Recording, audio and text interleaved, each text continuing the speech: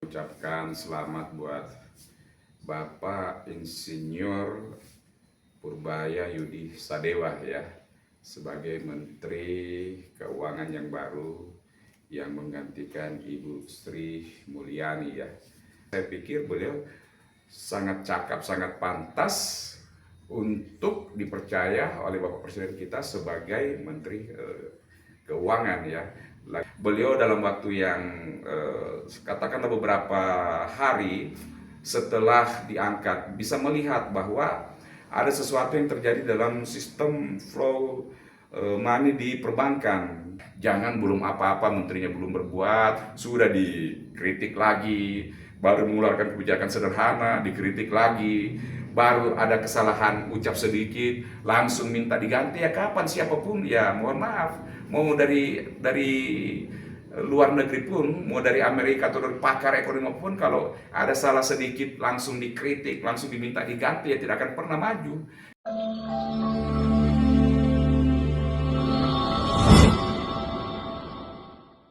Selamat malam, Pak. Selamat malam. Ya, untuk memulai acara ini podcast, nah adanya pergantian menteri baru, Menteri Keuangan dari Ibu Sri Mulyani ke Bapak Purbaya. Ya. Nah, pertanyaannya adalah, Pak Purbaya memiliki latar belakang yang berbeda, terutama dari sisi moneter. Apakah latar belakang tersebut dapat membuat Pak Purbaya membuat kebijakan yang dianggap efisien? Oke, baik. Pertama-tama tentu kita mengucapkan selamat buat Bapak Insinyur Purbaya Yudi Sadewa ya, sebagai Menteri Keuangan yang baru yang menggantikan Ibu Sri Mulyani ya. Nah, ketika kita mengatakan latar belakang yang berbeda, mungkin lebih kepada background pendidikan dasar ya, dalam artian pendidikan awal, karena kita ketahui bahwa Bapak Sadewa ini, Purbaya ini memiliki background di bidang ilmu pasti, yang adalah insinyur gitu ya, insinyur, memiliki title insinyur. Tetapi kalau kita melihat daripada backgroundnya, pengembangan karirnya, bahkan terakhir beliau adalah, kalau tidak salah, direktur lembaga penjamin simpanan LPS ya. Dan ini tentu berbicara juga atau terkait dengan perekonomian, mungkin lebih kepada mikro, menengah, tetapi ini merupakan sebagian daripada struktur perekonomian nasional juga. Dan kalau kita melihat backgroundnya, bahwa beliau juga cukup pengalaman di dalam, pernah juga di Kementerian Keuangan itu sendiri dan lain sebagainya, ya saya pikir dengan cara berpikir yang sistematis, karena beliau itu adalah seorang yang berpendidikan backgroundnya eksat, ilmu pasti, dengan pengembangan karir di bidang keuangan, memadukan ilmu-ilmu praktikal di bidang keuangan, saya pikir beliau sangat cakap, sangat pantas untuk dipercaya oleh Bapak Presiden kita sebagai Menteri Keuangan ya. Lagian pula bahwa kita bisa melihat terakhir-terakhir ini, begitu beliau ditempatkan atau diangkat menjadi Menteri Keuangan, berbagai macam pihak itu sudah mulai menunjukkan suatu, katakanlah itu, kepuasan atau apresiasi terhadap kinerja, cara menghandle sesuatu di awal-awal Pak Purbaya ini sebagai Menteri Keuangan. Dan bahkan dalam 1-2 katakan minggu ini, ada kebijakan-kebijakan, kalau kita melihat ya cukup signifikan ya, seperti menginjek sistem perekonomian, sistem keuangan di negara, sejumlah 200 triliun untuk memperlancar sistem keuangan yang ada di perbankan ya. Tentu ini merupakan suatu kebijakan-kebijakan yang lahir daripada pemikiran-pemikiran matang daripada beliau. Nah, tentu harapan kita bahwa sentimen market pun atau internasional juga positif terhadap perubahan atau penggantian menteri ini dari Sri Mulyani yang kita ketahui memang sudah memiliki nama yang baik, reputasi yang baik di dunia internasional karena pernah bekerja di, kalau tidak salah, di IMF atau di lembaga keuangan internasional lah, kurang lebih seperti itu. Tapi itu bukan jaminan bahwa beliau mungkin bisa lebih bagus daripada Pak Purbaya. Kita lihat ke depannya seperti bagaimana, tetapi kita tetap mempercayakan bahwa keuangan negara sebagai Menteri Keuangan yang dikelola ataupun dikendalikan oleh Menteri Keuangan ini bisa menjadi harapannya lebih baik daripada sebelumnya yang memang mungkin juga baik, tetapi terkadang mungkin kita melihat masih ada bolongnya kiri kanan dan kiri kanan. Itu harapannya gitu. Oke, baik Pak. Pak Purbaya baru saja kan dilantik. Ya. Nah, menurut Bapak, awal-awal karir Pak Purbaya itu, Pak Purbaya menghadapi tantangan seperti apa, Pak? Yang jelas memang tantangannya cukup berat ya. Kondisi sekarang Indonesia ini cukup cukup berat kalau kita melihat bahwa kalau menurut saya pribadi, daya beli masyarakat yang rendah, ekonomi yang cukup katakanlah itu masalah gitu ya, di mana sektor baik itu sektor swasta, industri, ya perusahaan dan lain sebagainya memang agak sedikit melamban, dan demikian pula dengan pertumbuhan ekonomi Indonesia yang cukup rendah ya. Ini menjadi kendala ataupun tantangan semuanya gitu ya, di mana juga mungkin katakanlah kekuatan keuangan negara dalam hari ini, penerimaan negara yang cukup rendah, sehingga kalau kita lihat di awal 2025 ini bagaimana Presiden melakukan berbagai macam efisiensi terhadap kementerian-kementerian. Nah, ini semuanya akan menjadi kendala ataupun tantangan terhadap perubahan Menteri Keuangan ini. Dalam hal ini menjadi tantangan tersendiri bagi Bapak Menteri Purbaya ya. Tetapi dengan kecakapan yang ada dan tentu dengan dukungan daripada Presiden untuk memberikan keleluasaan di dalam bekerja, dan harapan kita juga bapak-bapak yang ada di DPR menjadi mitra yang baik. Nah, kita mengharapkan bahwa Bapak Prabowo ini dengan luasnya bisa menggunakan berbagai macam kecakapannya, tools yang ada, infrastruktur perekonomian yang ada untuk mengatasi semuanya tantangan-tantangan ini ya.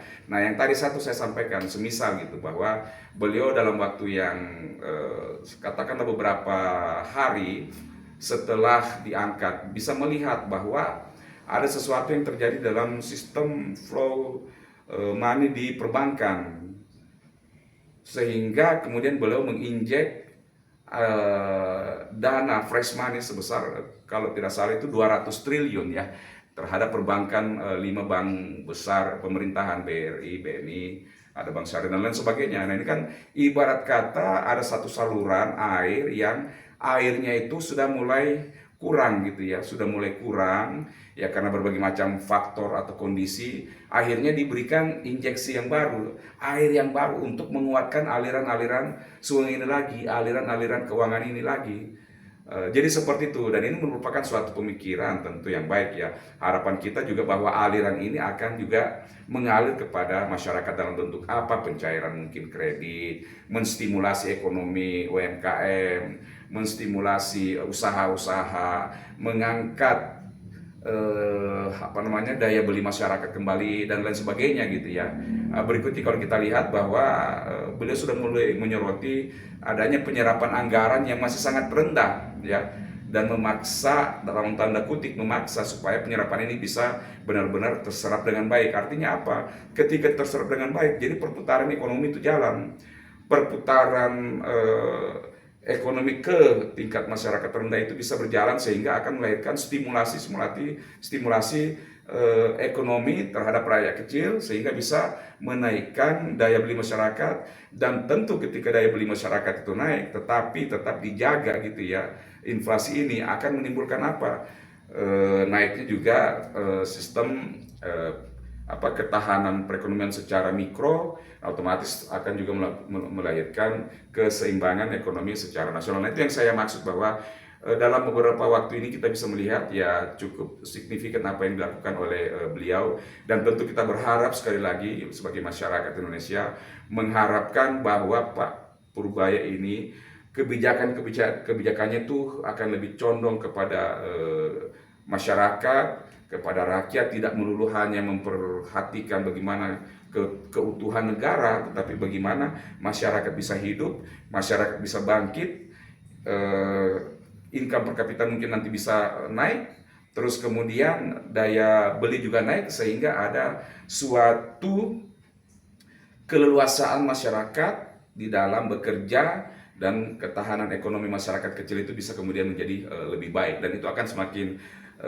semakin ke atas akan memberikan suatu ketahanan yang lebih maksimal di dalam masyarakat bangsa kita ini atau Republik Indonesia ini.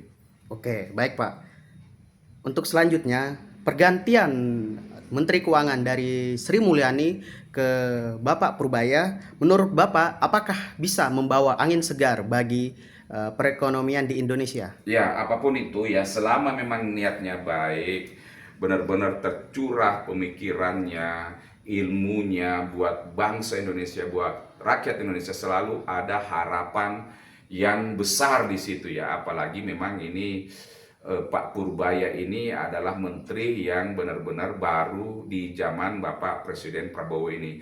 Nah, tentu kita mengharapkan adanya suatu sinergitas antara kebijakan-kebijakan Bapak Presiden, Bapak Prabowo Subianto sebagai kepala pemerintahan, dan juga tentu dengan kementerian di bawahnya, dalam hal ini adalah Menteri Keuangan. Dengan adanya sinergitas yang baik ini, komunikasi yang baik ini, tentu kita berharap bahwa semuanya itu akan menuju kepada perbaikan ekonomi bangsa Indonesia. Jadi yang terus harus dipikirkan bagaimana masyarakat ini bisa cukup makan, cukup menyekolahkan anak, cukup memiliki tabungan, bisa bekerja dengan baik, lapangan pekerjaan dibuka, ya, tidak kekurangan gizi, sehingga kemudian secara umum ketika masyarakat Indonesia ini sudah memiliki ketahanan ekonomi yang baik, mudah untuk mencari lapangan pekerjaan, perusahaan juga dipikirkan, baik itu usaha kecil, mikro dan menengah dan bahkan mungkin besar, dipikirkan adanya suatu kerjasama yang baik pemerintah, industri, perusahaan, dan juga masyarakat sebagai yang membutuhkan lapangan kerja. Ujungnya apa? Ujungnya akan menjadi suatu ketahanan ekonomi yang baik, dan suatu ketika nanti bangsa Indonesia bisa menjadi bangsa yang kokoh ya. Jadi ini yang harus diperhatikan, bahwa bagaimana komunikasi ekonomi yang bagus antara pemerintah, dalam hal ini diwakili oleh Menteri Keuangan, dengan masyarakat ya. Jangan sampai masyarakatnya kemana, apa yang menjadi fokus kebijakan Menteri Keuangan itu kemana. Nah, ini akan ketemu. Ibarat kata masyarakat butuh nasi, pemerintah menyediakan jalan tol. Nah, ini kan tidak nyambung. Nah, kalau kita lihat sekarang ya, masyarakat Indonesia ini dikatakan bahwa masih banyak yang anak-anak kecil, kekurangan gizi ya. Kemudian Prabowo itu Pak Presiden membuat suatu program tentang katakanlah makanan bergizi. Nah, Menteri Keuangan dalam hal ini tentu akan mendukung ini, bagaimana cara mengelola hal ini. Demikian juga dengan pendidikan dan lain sebagainya. Jadi harapan kita bahwa kebijakan-kebijakan daripada Menteri Keuangan ini benar-benar going down ya, to the people, benar-benar ke masyarakat, yang hanya berpikir bagaimana menjalin hubungan yang bagus dengan dunia perbankan internasional, dunia lembaga keuangan internasional, negara-negara lain ya. Kita benar-benar butuh touchdown ya, Menteri Keuangan ini mengerti permasalahan rakyat kecil, akar rumput, karena inilah ketahanan itu sendiri ya. Ketahanan ekonomi, ketahanan masyarakat itu sendiri. Contoh kalau kita melihat itu di bidang usaha ya, begitu banyak usaha mikro dibanding usaha besar, tetapi usaha mikro inilah akar rumput ini akan memberikan ketahanan terhadap memberikan pendapatan negara, menyerap tenaga kerja, dan lain sebagainya. Nah, itu yang kita doakan, semoga ini bisa berjalan dengan baik dan tentu didukung oleh masyarakat Indonesia. Jangan belum apa-apa, menterinya belum berbuat, sudah dikritik lagi, baru mengeluarkan kebijakan sederhana, dikritik lagi, baru ada kesalahan ucap sedikit, langsung minta diganti. Ya kapan siapapun ya, mohon maaf, mau dari luar negeri pun, mau dari Amerika atau dari pakar ekonomi pun, kalau ada salah sedikit langsung dikritik, langsung diminta diganti, ya tidak akan pernah maju. Nah, tentu kita selalu memberikan kesempatan kepada orang-orang yang dipercayakan oleh Bapak Presiden untuk memimpin, diberikan kesempatan untuk bekerja. Kita masyarakat akan mengawal apakah kebijakan-kebijakannya itu benar-benar untuk masyarakat atau seperti apa. Koreksi boleh, tetapi jangan dikit-dikit langsung minta diganti hanya karena salah ucap dan lain sebagainya. Jadi kita percayakan dalam hal ini Bapak Menteri Keuangan, Bapak Purbaya Yudi Sadewa sebagai Menteri Keuangan yang baru ditunjuk oleh Bapak Presiden, benar-benar bekerja dengan baik untuk masyarakat Indonesia, untuk memulihkan perekonomian bangsa Indonesia, rakyat Indonesia yang corak marit pasca COVID-19 ini sampai 2025 ini, yang memang benar-benar daya beli masyarakat ini masih rendah, dan juga serapan anggaran dari pemerintah ini juga yang masih rendah. Demikian. Oke, baik Pak. Untuk pertanyaan terakhir, secara keseluruhan, bagaimana Bapak melihat sebuah prospek dari Pak Purbaya, melihat dari track recordnya maupun latar belakangnya dalam menjalani kegiatan atau tanggung jawabnya sebagai menteri? Ya, sebenarnya tadi agak relevan dengan jawaban saya. Ya, pertama kalau secara background kita melihat ya, secara kerangka berpikir beliau itu juga adalah backgroundnya dengan ilmu pasti, ilmu eksakt, yang tentu orang eksakt itu latih berpikir secara sistematis ya. Sama juga dengan saya ya, saya pun juga insinyur juga, jadi kita merasa bahwa kita tuh terbiasa berpikir secara sistematis. Akan tetapi dengan background beliau yang juga ekonomi, baik itu ekonomi kemasyarakatan maupun kemudian di moneter, di dalam LPS, pernah di Kementerian Keuangan itu sendiri, itu akan memberikan suatu pengalaman dan nuansa berpikir yang sangat luas ya. Kemudian ditambah dengan kepercayaan publik yang harus tinggi, akan membuat beliau itu bisa benar-benar berimprovisasi dan berakselerasi untuk membangun sistem perekonomian Indonesia yang dalam tanda kutip ini agak katakanlah itu agak kurang bagus ya, kurang sehat ya. Ditambah dengan kita doakan bahwa kepercayaan publik juga bisa mulai naik. Ini untuk meningkatkan kepercayaan kepercayaan ekonomi internasional, agar supaya sentimen market itu positif dengan pergantian perubahan ini. Dan yang paling utama dan paling penting adalah dukungan daripada masyarakat Indonesia. Jadi dalam hal ini saya sendiri melihat bahwa tentu Bapak Presiden memilih beliau dengan pertimbangan yang sangat matang ya, dengan sudah melihat bagaimana cara berpikir dan pengalamannya di dalam bidang perekonomian selama ini. Dan satu hal saya lihat ya, bahwa Kamar Dagang Indonesia atau Kadin juga memberikan dukungan yang positif ya. Di Kadin itu adalah asosiasi daripada pengusaha-pengusaha yang teramat sangat berkecimpung di bidang usaha atau perekonomian. Nah, mereka juga memberikan dukungan yang positif ya. Jadi ya ini yang kita harapkan. Mohon maaf, tidak seperti teman-teman yang DPR baru duduk aja sudah berbagai macam pertanyaan-pertanyaan yang tanda kutip sepertinya ya kayak attacking gitu ya, kayak penyerangan. Nah, ini kan yang kita hindari. Mudah-mudahan ada suatu kerjasama yang baik itu eksekutif maupun itu legislatif ya, dalam hal membangun perekonomian bangsa Indonesia. Karena kan kalau sampai ada pernyataan bagaimana membayar utang yang sekian ribu triliun, kemudian dijawab oleh Menteri Keuangan bahwa koruptor aja bisa mengkorupsi ribuan triliun, ya otomatis ya bisa kita membayarnya. Itu kan suatu pernyataan yang agak sedikit bagaimana mengandung maknanya ya, ketika itu antara DPR dengan Menteri Keuangan sendiri. Jadi itu bahwa kalau secara kecakapan menurut saya itu tidak diragukan lagi. Sekarang tinggal bagaimana dukungan masyarakat, dukungan DPR, dan juga kita berharap dukungan internasional supaya kiranya Bapak Purbaya ini bisa bekerja dengan baik di dalam membangun pemerintah Pak Prabowo ini 5 tahun ke depan. Demikian. Oke, baik Pak. Terima kasih atas pendapatnya, opininya pada kesempatan ini. Terima kasih Pak. Oke, sip. Sama-sama.